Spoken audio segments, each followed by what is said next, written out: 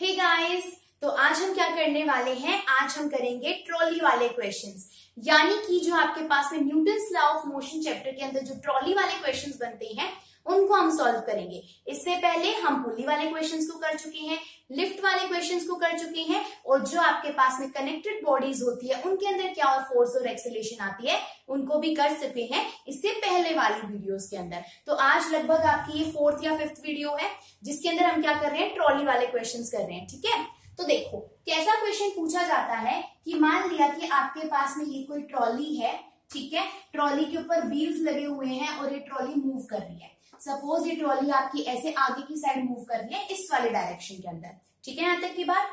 अब जो इस ट्रॉली की आपके पास में छत थी, यानी कि जो रूफ थी आपके पास में, यहां से आपने क्या कर रखा है, कोई आपने पेंडुलम को बांधा हुआ है या फिर वायर की मदद से किसी रोप की मदद से किसी बॉल को आपने हैंग कर रखा है। या तो ऐसे बोलेगा क्वेश्चन वाला, किसी आपने रोप की मदद से क्या कर रखा है, किसी बॉल को हैंग किया हुआ है, किसी वायर की मदद से किसी बॉल को हैंग किया हुआ है, या फिर कोई पेंडुलम हैंग किया हुआ है।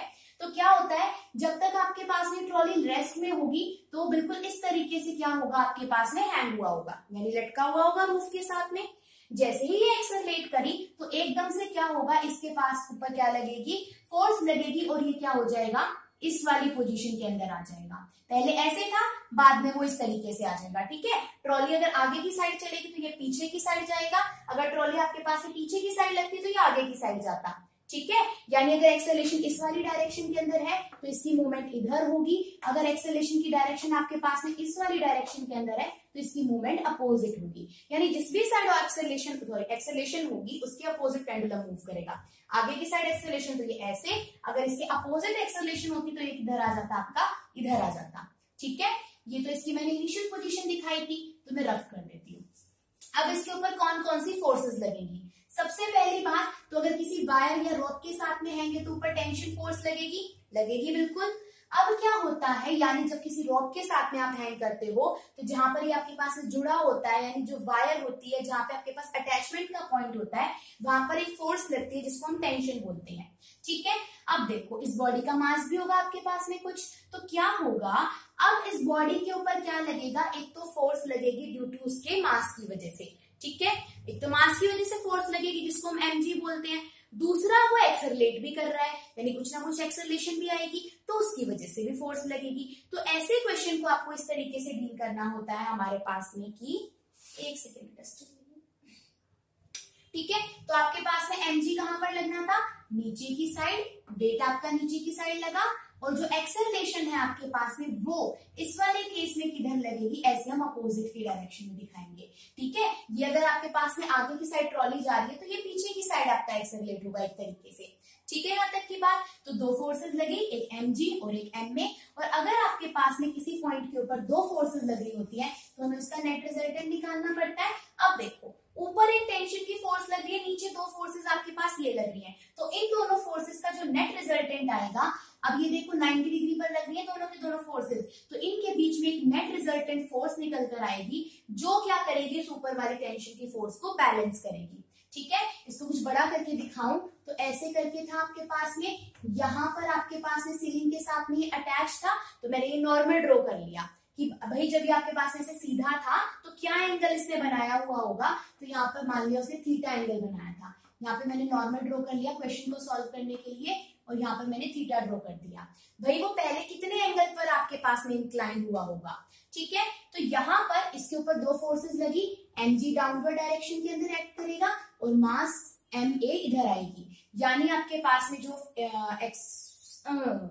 जो आपके पास में फोर्स आएगी एक्सेलरेशन की वजह से वो ma होगी, और आपके पास मास की वजह से जो फोर्स आती है वो आती है mg। दो फोर्सेस होती है ना, F is equal to mg, और एक हम पढ़ते हैं force is equal to mass into acceleration.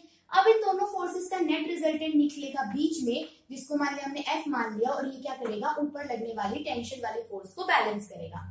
ठीक है, यहाँ तक की बात। तो अब जो ये F फोर्स होगी इसकी वैल्यू आप कैसे निकालोगे, ये F फोर्स किसको बैलेंस कर रही है, टेंशन को बैलेंस करेगी। तो अगर F की वैल्यू निकालोगे तो दोनों फोर्सेस का रिजल्टेंट हो जाएगा, और दो फोर्सेस का रिजल्टेंट कैसे निकालते हैं, उनकी वैल्यू का स्क्वायर करके और ऊपर हम स्क्वायर रूट कर देते हैं। ऐसे निकालते हैं ना रिजल्टेंट किसी भी चीज का, तो हमने ऐसे रिजल्टेंट निकाल दिया। ठीक है, अब फोर्स टेंशन के बराबर थी तो टेंशन की वैल्यू भी क्या आ जाएगी, ma का स्क्वायर प्लस में mg का स्क्वायर। ठीक है, ये क्या हो गया आपके पास में फॉर्मूला ऐसे वाले न्यूमेरिकल के अंदर जब आपको टेंशन निकालनी हो। अब वो एंगल भी पूछ सकता है कि कितने थीटा के साथ में इंक्लाइन होगा, तो आपके पास में टेंजेंट थीटा की वैल्यू होती है a बाय जी के बराबर। ठीक है, अब हम टेंजेंट थीटा लेते हैं जो किसके बराबर होता है, a बाय जी के बराबर होता है हमारे पास में। ठीक है, a होगी आपके पास में जो एक्सेलरेशन होगी ट्रॉली की, और g क्या हो गया एक्सेलरेशन ड्यू टू ग्रेविटी। तो एक फॉर्मूला आपका ये वाला हो गया और एक फॉर्मूला आपने ये वाला देख लिया। ठीक है, ये आपके पास में कोई ट्रॉली थी। एक क्वेश्चन तो ऐसा आता है कि जब ट्रॉली बिल्कुल आपकी स्ट्रेट चल रही है, ठीक है, जैसे ग्राउंड के ऊपर चल रही है, किसी रोड के ऊपर चल रही है। एक क्वेश्चन आता है जिसके अंदर ये ट्रॉली किसी इंक्लाइन प्लेन के ऊपर है, ये तो अपना जनरल वाला फॉर्मूला निकल गया जब वो स्ट्रेट रोड पे चल रही है। दूसरा क्वेश्चन जो इसमें बनता है कि जब आपके पास में ट्रॉली किसी इंक्लाइन प्लेन के ऊपर रखी हुई है तो आप कैसे क्वेश्चन को सॉल्व करोगे। ठीक है, अपने पास में तो आगे हम मूव करते हैं। देखो, जैसे आपके पास में क्या था, ये कोई इंक्लाइन प्लेन है। ठीक है, इंक्लाइन प्लेन है आपके पास में, यहां पर आपके पास में एंगल बन रहा है, कोई भी बन रहा होगा, मान लिया अल्फा एंगल बन रहा है या कुछ भी बन रहा है। ठीक है, यहां पर आपने क्या किया हुआ है, किसी ट्रॉली है, अब इस ब्लॉक के ऊपर क्या है, कोई ट्रॉली रखी हुई है। ठीक है, थोड़ी बड़ी बना लेते हैं हम। ये आपके पास में ट्रॉली है और इस ट्रॉली के ऊपर क्या है, यहाँ पर आपके पास में दो व्हील्स भी लगे होंगे। ट्रॉली है तो भैया व्हील भी लगेंगे हमारे पास में। ठीक है, अब इस ट्रॉली के अंदर अगेन रूफ से क्या किया गया है, एक पेंडुलम को हैंग किया गया है। क्या किया गया है, पेंडुलम को हैंग किया गया या फिर किसी बॉल को हैंग किया गया है। ठीक है, अब मान लिया कि ये ट्रॉली आपके पास में किधर आ रही है, डाउनवर्ड डायरेक्शन के अंदर आ रही है, तो यानी नीचे की साइड अगर ट्रॉली आ रही है तो एक्सेलरेशन नीचे की साइड हम शो करेंगे। अब इस टाइप के क्वेश्चन को हम कैसे सॉल्व करेंगे उस चीज को देखो। ठीक है, सबसे पहले तो इस ट्रॉली के अंदर की कहानी बताते हुए क्या हो रहा होगा। ठीक है, तो अब यहाँ पर देखो कैसे आपके पास में एंगल्स रिजॉल्व होंगे। ठीक है, या इसको थोड़ा सा हम बड़ा बना लेते हैं ताकि हमारा क्वेश्चन सॉल्व हो जाए यहीं से ही। समझ में आया कि क्या कह रही हूं मैं। ये आपके पास में कोई इंक्लाइन प्लेन था, इसके ऊपर यहाँ पर अब के ट्रॉली हम थोड़ी सी बड़ी बना लेते हैं।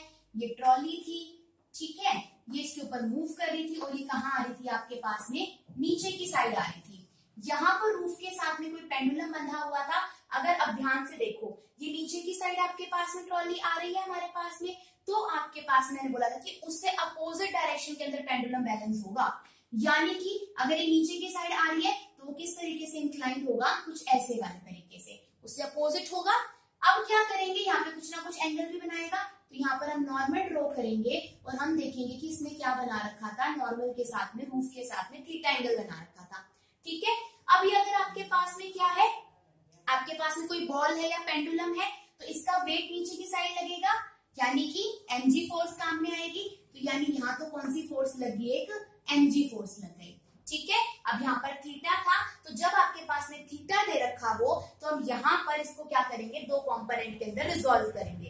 अब आप कहोगे पहले वाले में क्यों नहीं रिजॉल्व करा, क्योंकि पहले वाले में हम रिजॉल्व कर सकते थे, लेकिन उस क्वेश्चन का आंसर ना रिजॉल्व करते तो थीटा की वैल्यू पुट करनी पड़ती। आपके पास ना डायरेक्ट उस वाले फॉर्मूले से निकल जाता है, नहीं तो उस क्वेश्चन को आप एक लैमेस थ्योरम से भी सॉल्व कर सकते हो। ठीक है, बट वो वाला ज्यादा आसान पड़ता है अपने पास। ठीक है, तो इसके अंदर दो कंपोनेंट रिजॉल्व होंगे mg के। अब जो थीटा के साथ वाला कंपोनेंट होगा वो तो आपका बन जाएगा mg cos थीटा। ठीक है, अपने पास में mg cos थीटा, और जो दूसरा कंपोनेंट होगा जो इस वाली डायरेक्शन के अंदर आएगा, दो कंपोनेंट में रिजॉल्व होता है, दोनों के दोनों 90 डिग्री पर होते हैं, तो ये हो जाएगा mg sin थीटा के बराबर। हो गया आपके पास में। अगर थोड़ा सा और बड़ा करके दिखाऊं तो मैंने ऐसे कुछ किया हुआ है कि ये आपके पास में ट्रॉली थी। ठीक है, ट्रॉली थी और यहाँ पर ये आपके पास में क्या था, एक पेंडुलम इस तरीके से अरेंज हो रखा था। नॉर्मल के साथ में इसने थीटा एंगल बनाया, यहाँ पर इसका mg वेट नीचे की साइड लग रहा था, यानी कि फोर्स ड्यू टू उसके मास की वजह से, उसके वेट की वजह से जो फोर्स आएगी वो mg आएगी। तो यहाँ पर एक कंपोनेंट इधर रिजॉल्व हो जाएगा mg cos थीटा, और एक कंपोनेंट इधर रिजॉल्व हो जाएगा जो क्या होगा आपका mg sin थीटा। अब बॉडी किधर की साइड आपके पास में मूव कर रही थी, नीचे की साइड, तो ध्यान से देखो यहाँ पर एक्सेलरेशन को कौन बैलेंस कर रहा है, mg sin थीटा। अरे नहीं, mg sin थीटा क्यों बैलेंस करेगा, अब यहाँ पर हमें फोर्स ड्यू टू एक्सेलरेशन भी तो निकालनी पड़ेगी। तो एक्सेलरेशन की वजह से फोर्स क्या होती है आपके पास में, ma के बराबर होती है। ठीक है। और इसको क्या कर रहा है, जो आपके पास में नीचे डाउनवर्ड जो फोर्स लग रही है उसको कौन बैलेंस कर रहा है, mg sin थीटा। तो यानी कि एक फोर्स जो आपके पास में क्या लग रही है, mg sin थीटा। दो फोर्सेस लग रही है, एक्सेलरेशन की वजह से ma और वेट की वजह से, यानी कि आपके पास में क्या फोर्स लग जाएगी, mg sin थीटा। दोनों को बैलेंस करेंगे, so ma is equal to mg sin theta, यानी कि एक्सेलरेशन किसके बराबर आ जाएगा, a is equal to g sin theta. यही हमारे पास यहाँ से काम की बात थी कि एक्सेलरेशन किसके बराबर आएगा, g sin थीटा के बराबर, जब आपके पास में ऐसा इंक्लाइन प्लेन होगा। और फोर्सेस भी हमने निकाल ली, ma और mg sin थीटा के बराबर। ठीक है, तो ऐसे वाले क्वेश्चंस के अंदर आपसे एक्सेलरेशन पूछी जाती है कि किस एक्सेलरेशन के साथ में वो ट्रॉली मूव करेगी आपके पास में, सॉरी ये जो पेंडुलम है ये क्या करेगा आपके पास में, मूव करेगा, तो उसकी वैल्यू क्या होती है, g sin थीटा के बराबर हमारे पास में। ठीक है, क्योंकि क्या कर रहा था, एक्सेलरेशन को कौन सा कॉम्पोनेंट बैलेंस कर रहा था, mg sin थीटा। निकाल ली हमने ट्रॉली की एक्सेलरेशन। यहाँ तक की बात क्लियर होगी आपके पास में, क्योंकि देखो ट्रॉली के अंदर ही तो पेंडुलम है, जितनी से वो चलेगा उतनी से पेंडुलम भी चलेगा आपके पास में। ठीक है, तो एक क्वेश्चन आपके पास में इंक्लाइन प्लेन का बनता था और एक स्ट्रेट वालों का, वहां पर हमने दूसरे वाले तरीके से निकाली थी। यहाँ पर एक्सेलरेशन की वैल्यू आ गई g sin थीटा। कब लेंगे, जब इंक्लाइन प्लेन होगा। अगर स्ट्रेट रोड पर चल रहा है या स्ट्रेट प्लेन पर चल रहा है तो हम कभी भी वो वाला केस नहीं लेंगे, दोनों केसेस अलग अलग है। ठीक है, स्टेप के न्यूमेरिकल्स हो जाएंगे। ठीक है, इस पार्ट को भी हम यहीं पर ही खत्म करते हैं। ठीक है, सो नेक्स्ट पार्ट के अंदर हम इसके अंदर देखेंगे फ्रिक्शन वाले क्वेश्चंस। ठीक है।